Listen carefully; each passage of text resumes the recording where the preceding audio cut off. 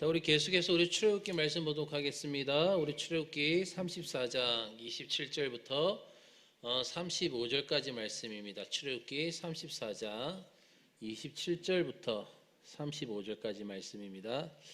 우리 27절, 28절 우리 한 절씩만 우리 서로 교독하도록 하겠습니다. 창세기 34장 27절, 28절 우리 한 절씩 우리 다 같이 교독하도록 하겠습니다. 여호와께서 모세에게 이르시되 너는 이 말들을 기록하라. 내가 이 말들의 뜻대로 너와 이스라엘과 언약을 세웠음이라 하시니라. 모세가 여호와와 함께 40일 40야를 거기 있으면서 떡도 먹지 아니하였고 물도 마시지 아니하였으며 여호와께서는 언약의 말씀 곧 십계명을 그 판들에 기록하셨더라. 아멘. 할렐루야.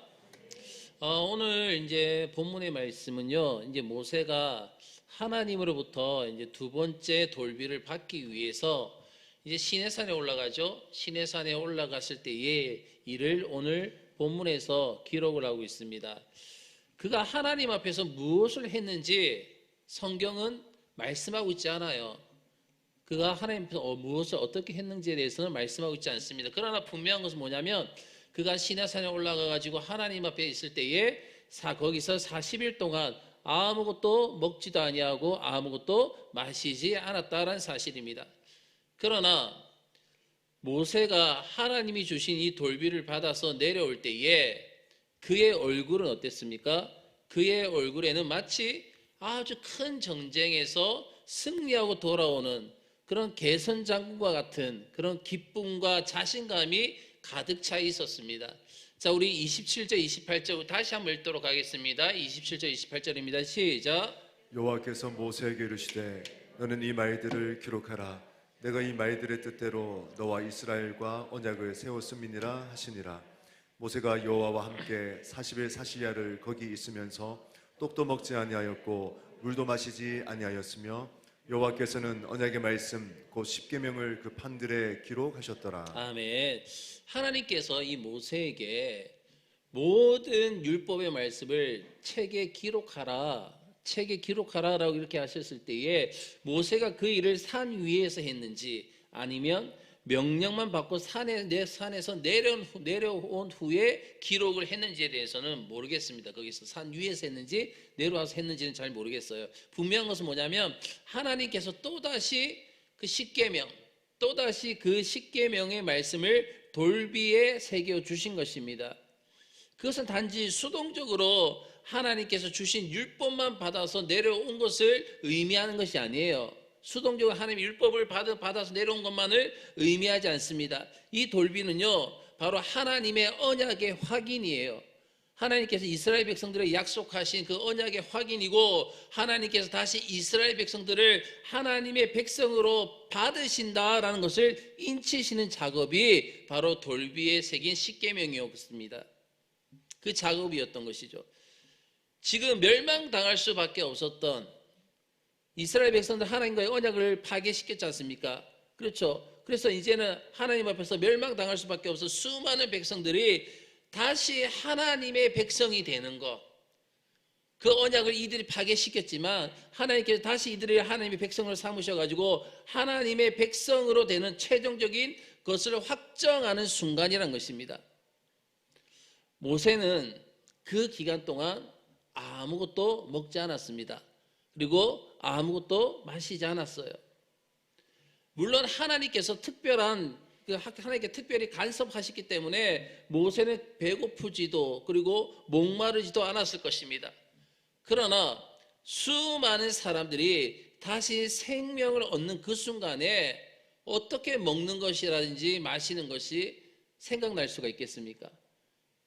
한번 여러분 잘 생각해 보십시오. 지금 분명히 하나님께 은혜를 주셔가지고 간섭하셔서 목도 안 마르고 배도 안 고플 수도 있습니다. 하지만 그것보다 더 중요한 것은 뭐냐면 지금 수많은 이스라엘 백성들이 다시 하나님 앞에서 생명을 얻는 거예요. 하나님의 백성으로서 인치심을 받는 것입니다. 그런 아주 중요한 순간에 어떻게 그 배가 고프고 어떻게 목마를 수가 있겠습니까? 예수님께서는 마찬가지였습니다. 여러분, 예수님께서 유대를 떠나가지고 사마리아로 들어가십니다. 이 사마리아로 통과하실 때에 어디를 지나가십니까? 수가라는 한 곳에, 한 동네 우물 곁에서 쉬셨어요.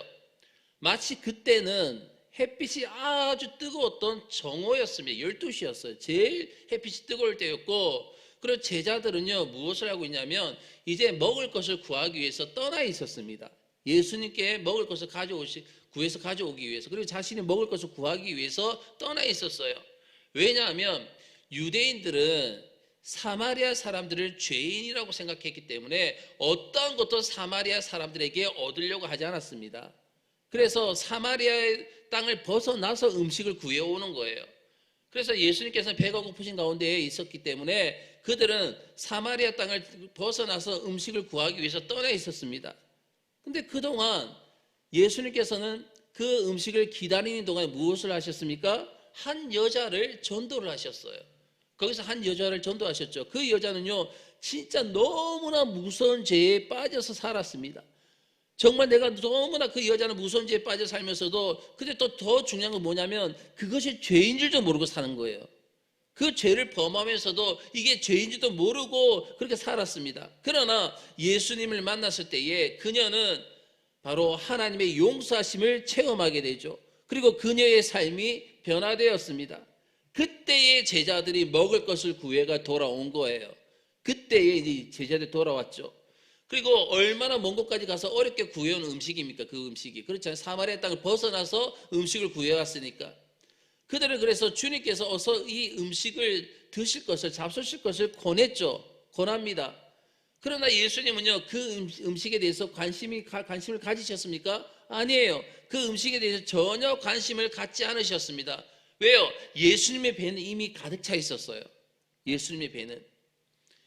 이 사마리아 여자 한 사람을 인하여서 이제 거두어질, 지금 이 한 여인이 예수님의 복음을 듣고, 그리고 하나님의 말씀을 듣고, 그리고 이 여인의 삶이 변화되었습니다.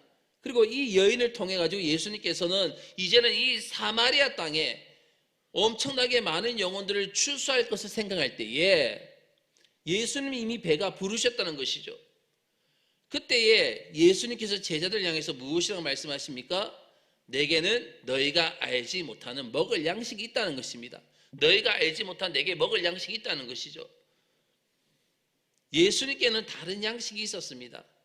그것은 무엇이었습니까? 바로 죄인들이 하나님의 말씀을 듣고 회개하고 돌아오는 기쁨이 예수님의 양식이었던 것입니다. 물론 모세가 하나님 앞에서 40일 밤낮으로 아무것도 먹거나 마시지 않고 지낼 수 있었던 것은요, 하나님께서 특별한 그 기쁨을 이 모세에게 주셨기 때문입니다. 물론 그것은요, 하나님과 교제하는 기쁨이기도 했지만 더 큰 이유는 뭐냐면 바로 타락한 자들을, 지금 멸망당할 수밖에 없는 수많은 자들을 다시 하나님 앞으로 인도하는 일에서 얻어지는 기쁨이고, 그 만족감이 바로 모세에게 있었다는 것입니다. 40일 동안 산 위에서 아무것도 먹지도 마시지도 않고 내려온 그 모세의 모습은 어떤 모습이었습니까? 기진맥진해가지고 지친 사람의 모습이 아니었어요. 오히려 그의 모습은 당당했고 오히려 확신에 차 있었던 그런 모습이었습니다. 그리고 그의 얼굴은 어떻습니까? 그의 얼굴에는 놀랍게도 하나님의 영광이 있었습니다. 모세의 얼굴에는 하나님의 영광이 있었다는 것이죠. 자, 우리 29절 말씀 봅시다. 29절입니다. 다 같이 읽겠습니다. 시작. 모세가 그 증거의 두 판을 모세의 손에 들고 시내산에서 내려오니 그 산에서 내려올 때에 모세는 자기가 여호와와 말씀함으로 말미암아 얼굴에 피부에 광채가 나나 깨닫지 못하였더라. 아멘. 여기 보니까 29절 말씀 보니까 얼굴 피부에 광채가 났다라고 말씀하고 있습니다. 얼굴 피부에 광채가 났다라는 것은요, 보통 우리가 보는 것처럼 뭐 얼굴이 환하게 빛난다는 것이 아니에요. 실제로 그의 얼굴에는요, 정말 전구에서 빛이 나듯이 빛이 났다는 것입니다. 그 얼굴에. 모세의 얼굴에서 빛이 났다는 것은 무엇이냐면, 우리로 하여금 여기서 우리가 몇 가지를 생각해 보게 만드는 건데, 우선 하나님께서 모세의 직분에 영광을 주셨다는 것입니다. 하나님께서 모세의 직분에 영광을 주셨다는 것. 자, 이스라엘 백성들을 하나님 앞으로 돌아오게 하는 일은요, 모세 자신에게도 말할 수 없는, 그것은 엄청난 축복이고 만족이었을 뿐만 아니라 바로 하나님께서 지극히 영광스럽게 생각하시는 일이었습니다. 그래서 하나님께서는 모세의 직분을 영광스럽게 하기 위해서, 그 모세의 직분을 영광스럽게 하기 위하여 그의 얼굴에 광채가 있게 하셨습니다. 이스라엘 백성들을 다시 하나님의 언약 백성이 되게 하신 일은요, 지극히 어떤 일이라는 거예요? 영광스러운 일이었다는 것입니다. 다시 그들을 하나님의 백성으로 다시 돌아오게 하는 것, 이거는 그냥 지나가는 일이 아니라 하나님 앞에서도 그것이 엄청나게 영광스러운 일이었다는 것입니다. 그래서 하나님께서는 모세 얼굴에 빛이 나도록 하셔서 모든 백성들이 모세의 말에 복종하게 하셨습니다. 이스라엘 백성들, 이 이스라엘 자손들이요, 다시는 이 하나님의 율법에 대해서 무시하고 자기 마음대로 행치 못하도록 하나님께서는요, 모세 얼굴에 영광을 더하셔서 바로 그의 말씀의 권위를 높이셨던 거예요. 그런데 이 모세의 율법과 비교할 수 없을 정도로 영광스러운 것은 무엇이냐면 바로 복음입니다. 복음. 하나님께서 복음을 누구에게 맡기셨습니까?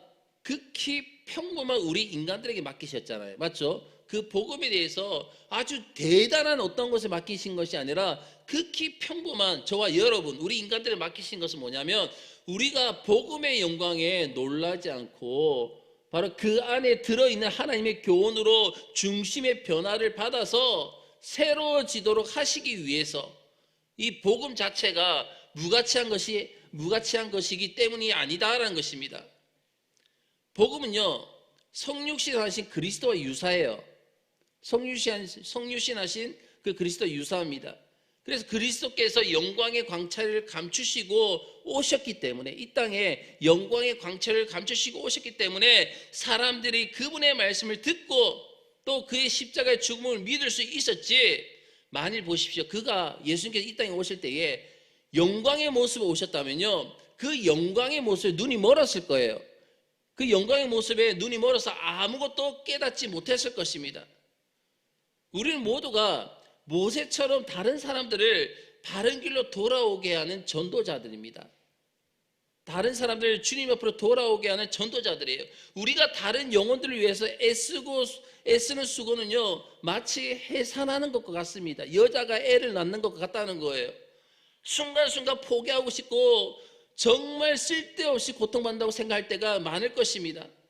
그러나 우리가 수고를 들인 한 영혼이요, 바른 진리 가운데 돌아올 때에, 정말 우리가 땀 흘려가지고 고통 가운데, 힘든 가운데서도 한 영혼 한 영혼에게 복음을 전하고 그가 바른 진리 안으로 돌아올 때에 그 속에는 말할 수 없는 만족과 기쁨이 그 가운데 있다는 것입니다.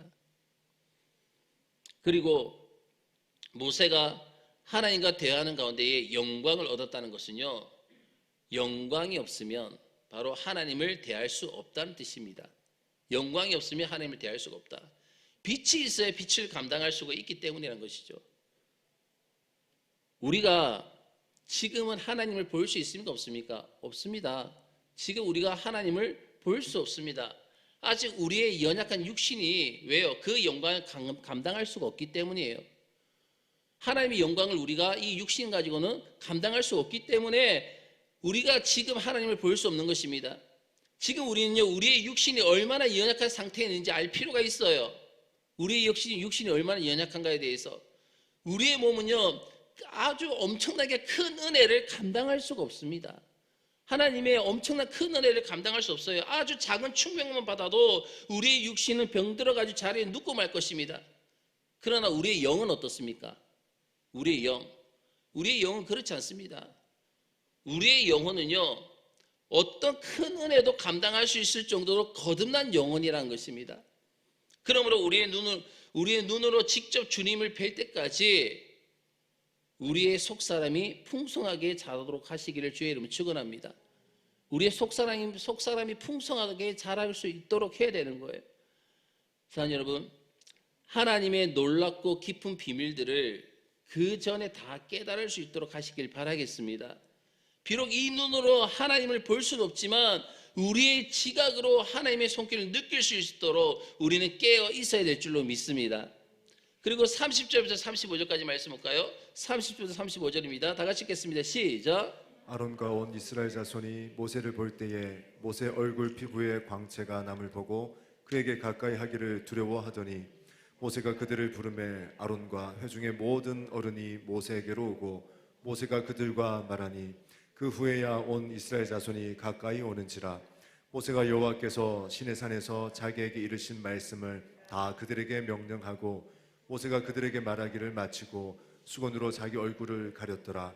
그러나 모세가 여호와 앞에 들어가서 함께 말할 때에는 나오기까지 수건을 벗고 있다가 나와서는 그 명령하신 일을 이스라엘 자손에게 전하며 이스라엘 자손이 모세의 얼굴의 광채를 보므로 모세가 여호와께 말하러 들어가기까지 다시 수건으로 자기 얼굴을 가렸더라. 아멘.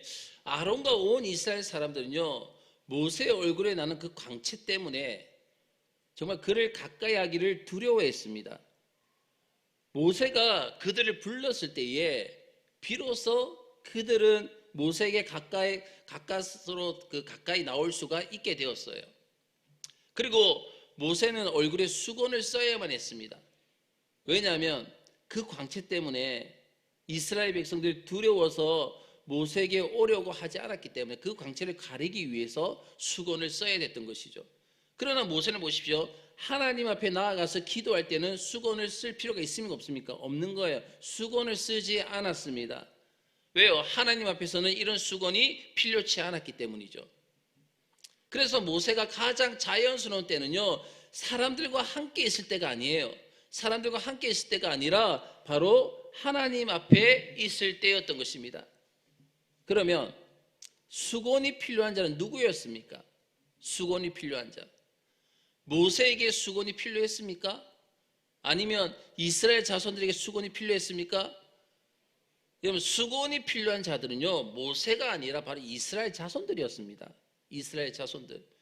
이스라엘 자손들에게 수건이 필요했다는 것은요, 아직 그들에게는 하나님의 영광이 어색하고 두렵다는 거예요. 정말 하나님의 영광이 그들 가운데 아직도 어색하고 두려운 것이며 자연스럽지 않았다는 뜻입니다. 왜 이스라엘 자손들은 모세의 얼굴에서 빛나는 그 하나님의 영광을 반가워하지 않고 어색하고 두렵게 그렇게 느꼈을까요? 무엇 때문에 그렇게 느꼈을까요? 아직 그들의 양심이 죄에서 완전히 자유롭지 못했기 때문이라는 것입니다. 그들의 양심이 아직 죄에서 완전히 자유롭지 못했기 때문에. 양심이 억눌려 있으면요, 하나님의 영광이 어색해지는 거예요. 자연스럽지 못하는 것입니다. 그래서 추하고 더러운 금송아지 우상은요, 친근하게 이들에게 느껴졌습니다. 추하고 더러운 그 금송아지 우상은 이들에게 친근하게 느껴지지만 하나님의 영광은 어떻게 해서든지 좀 가려야지만이 마음이 편했다는 것이죠. 사실 우상 숭배는요, 자기 자신을 그렇게 표현하는 것입니다. 우상 숭배라는 것은 자기 자신을 그렇게 표현하는 것입니다. 이스라엘 자손들이 만들었던 금송아지는요, 자기의 영광이었어요. 그들의 속이 바로 풀먹는 송아지 모습이었기 때문에, 그들의 안에 가지고 있는 생각이 풀먹는 송아지 모습이었기 때문에 금송아지가 그들에게 더 친밀했던 것입니다. 만약에 여러분, 우리가 이 세상의 영광과 친밀하고 사람들의 칭찬에 익숙하다면 하나님께서 주시는 칭찬과 인정은요, 매우 어색하고 정말 자연스럽지 않게 느껴질 것입니다. 그래서 우리는요, 이 세상이 아니라 하나님의 영광과 친밀한 사람이 되어야 될 줄로 믿습니다. 하나님의 말씀과 우리의 친밀한 자가들이 되어야 되는 거예요. 모세는 그래서 하나님의 영광이 편했다는 것입니다. 하나님의 영광이. 하나님 앞에 갔을 때에 모든 것이 자연스러웠습니다. 모든 것이 자연스럽고 걸리는 것이 없었습니다. 수건 같은 것은 필요치 않았어요, 하나님 앞에서는. 그러나 이스라엘 자손들은 하나님의 영광이 어색하고 불편했습니다. 하나님이 그 영광이 너무나 어색하고 너무나 불편했으며, 그리고 그런 영광이 있으면, 그런 하나님의 영광이 있으면 자신들이 어떻습니까? 하고 싶은 말도 제대로 하지 못할 정도로 너무나 이상했습니다. 그래서 그들은요 모세의 얼굴에 수건을 덮어 씌워야지만이 마음이 편했다는 것입니다. 얼굴에 그 수건을 씌워야지만이. 여러분 보십시오. 사도 바울은요 고린도 교인들 가운데 아직도 말씀을 읽으면서 그 얼굴에 수건이 벗겨지지 않는 자들이 있다라고 아주 답답해하고 있습니다. 수건을 벗어야 되는데 수건을 갖다 벗지 않는 자들이 있다. 너무나 답답해하고 있습니다. 우리 고린도후서 3장 15절부터 17절까지 말씀 볼까요? 고린도후서 3장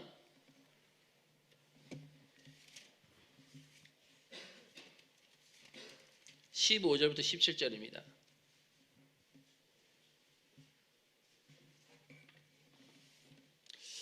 자, 우리 다 찾으면 아멘 합시다. 우리 다 같이 읽도록 하겠습니다. 시작. 오늘까지 모세의 글을 읽을 때에 수건이 그 마음을 덮었도다. 그러나 언제든지 주께로 돌아가면 그 수건이 벗겨지리라. 주는 영이시니 주의 영이 계신 곳에는 자유가 있느니라. 아멘. 자, 지금 사도 바울이 말한 건 무엇입니까? 아직도 고린도 교인들, 고린도 교회 사람들 가운데 아직도 말씀을 읽으면서 그 얼굴에 수건이 벗겨지지 않은 자들이 있다로 답답해하고 있죠. 이 말은요, 구약 성경을 읽으면서 그 말씀 속에 빛나고 있는 그리스도의 영광을 전혀 알지 못한다는 거예요. 그리스도의 영광을 전혀 알지 못하고 정말 여전히 자기 방식에 매여 있다는 것입니다. 하나님의 말씀을 대할 때에 여러분 그 말씀이 우리에게 주시는 것이 무엇입니까? 자유함입니다. 자유함. 우리가 하나님의 말씀을 대할 때 그 말씀 우리에게 주신 것은 자유입니다. 이 자유는요 방종하는 자유를 말하는 것이 아니에요. 방종하는 자유가 아닙니다. 오히려 억눌렸던 모든 오해와 편견에서 해방되어 가지고 내가 원하는 대로 하나님을 섬기며 기쁘게 해드릴 수 있는 그 자유를 이야기하는 것입니다. 우리는 어때요? 말씀을 대할 때 무엇을 느낍니까? 하나님의 말씀을 대할 때 저와 여러분들이 느껴야 되는 것이 뭐냐면 내가 얽매이지 말아야 하는데 너무 얽매이고 있었다는 사실을 우리가 느껴야 되는 것입니다. 그리고 하나님의 뜻을 몰라서 전혀 엉뚱한 데서 방황하고 있었다는 사실을 내가 느껴야 되는 것입니다. 그리고 이제 내가 어디에 있는지 알았다는 것 사실을 느껴야 되는 것입니다. 그래서 우리가 하나님의 말씀을 읽을 때마다 다시 내가 힘을 내서 하나님의 영광을 향해 나아가자. 나를 얽어매고 있던 모든 것을 벗어버리고 정말 하나님의 말씀으로 다시 돌아가서 하나님의 영광 가운데 거하자. 이런 것을 우리가 하나님의 말씀을 대할 때마다 느껴야 되는 것입니다. 이와 같이 결단을 내리게 하는 것이 무엇입니까? 하나님의 말씀인 거예요. 하나님의 말씀. 오늘 우리들의 수건은요 율법의 수건이 아니에요. 저와 여러분의 수건은 오늘날 율법의 수건이 아닙니다. 바로 이 세상의 욕심의 수건인 것입니다. 욕심의 수건. 그것이 씌워져 있는 한 우리는 하나님의 말씀에 대한 맛을 느낄 수가 없는 거예요. 그 맛을 경험하지 못하는 것입니다. 여전히 자기 수건을 덮어쓰고 믿는 것과 같습니다. 그러나 이 세상이 나에게 줄 수 있는 것이 아무것도 없다는 것을 알고 정말 그리스도께 온전히 돌아올 때에 그때에 그의 얼굴을 가리고 있던 수건이 벗겨지는 거예요. 내가 온전히 주님 앞으로 돌아올 때에 내가 세상의 것들로 씌워져 있던 그 수건이 벗겨지면서 그때 비로소 그리스도의 영광이 우리의 눈에 들어오게 되는 것입니다. 그의 얼굴을 가득 채우는 것은요 바로 그리스도의 놀라운 영광입니다. 하지만 세상 욕심을 버리기 전까지는요 그에게 하나님의 영광과는 거리가 멀다는 거예요. 거리가 멉니다. 어색하고 불편한 것이 될 것입니다. 우리 계속 고린도후서 3장 18절 말씀 한 절 더 읽어볼까요? 우리 18절 말씀 우리 다 같이 읽도록 하겠습니다. 우리 다 찾으면 아멘 합시다. 고린도후서 3장 18절입니다. 고린도후서 3장 18절. 자, 우리 다 찾으면 아멘 합시다. 우리 다 같이 읽겠습니다. 시작. 우리가 다 수건을 벗은 얼굴로 거울을 보는 것 같이 주의 영광을 보매 그와 같은 형상으로 변화하여 영광에서 영광에 이르니 곧 주의 영으로 말미암음이니라. 아멘. 우리가 세상의 수건을 벗을 때에야 비로소 우리는 그리스도를 닮아가기 시작하는 것입니다. 세상에 대한 욕심에 대한 수건과 정욕에 대한 수건과 악한 것에 대한 수건 이것을 벗을 때에야 비로소 우리는 그리스도를 닮아가기 시작하는 거예요. 모세가 하나님의 은혜를 사모하며 그리고 애굽의 영광을 버리고 주님과 대화했을 때에 그의 얼굴에는요 주님의 형상이 비치게 되었던 것 같다는 것이죠. 모세가 가지고 있던 모든 애굽의 영광을 다 버렸습니다. 그리고 그때 비로소 이제 주님과 대화를 했을 때에 주님의 형상이 바로 모세에게 비춰진 것과 같다는 것입니다. 모세가 하나님의 존전에서 두 번째 돌비를 받아온 것은요, 그의 전도자의 사명을 잘 나타내고 있습니다. 그의 사명이 무엇입니까? 그의 사명은요, 이방인들을 회개시키는 것이 아닙니다. 바로 하나님의 약속을 떠난 타락한 이스라엘을 다시 전도하는 것이 바로 모세의 사명이었습니다. 그들이 다시 하나님께 받아들여졌을 때에 그의 영혼에는요 말할 수 없는 만족이 있었습니다. 그리고 하나님께서는 그의 얼굴에 광채가 있게 하심으로써 그의 직분을 더욱더 영광스럽게 하셨습니다. 사랑하는 성도 여러분, 오늘도 마찬가지입니다. 저와 여러분들, 우리들도요 다른 영혼을 위해서 애쓰고 노력할 때에 그리고 모세가 경험한 것 이상의 만족과 영광을 얻을 수 있음을 믿으시길 주의 이름으로 축원합니다. 그리고 우리 스스로가 너무 잘 아실 것입니다. 내가 어떤 수건을 쓰고 있는지에 대해서 그 수건을 우리가 벗어야 될 줄로 믿습니다. 그 수건은 우리가 그리스도 앞으로 우리가 나아갈 때에 그것을 버리고 포기하고 나아갈 때에 그 수건이 벗겨지는 것입니다. 그리고 하나님의 영광의 빛이 비치게 되는 것입니다. 우리 모두에게도 그 수건이 벗겨짐을 통해서 영광의 빛이 비춰진 역사 나타나시길 주의 이름으로 축원합니다. 주님의 그리스도 십자가 앞으로 나아가시길 원합니다. 주의 말씀 앞으로 나아가시길 원합니다. 그 주의 말씀을 통하여서 나의 위치를 볼 수 있기를 원합니다. 주님의 말씀을 통하여서 그리고 우리가 그 말씀대로 믿음으로 순종하며 나가길 원합니다. 그래서 우리가 온전한 하나님의 뜻 가운데서 더욱더 아름답게 세워짐을 통하여서 모세와 같이 정말 전도자의 사명을 또한 감당할 수 있는 저와 여러분 되시기를 주의 이름으로 축원합니다. 다 기도드리겠습니다.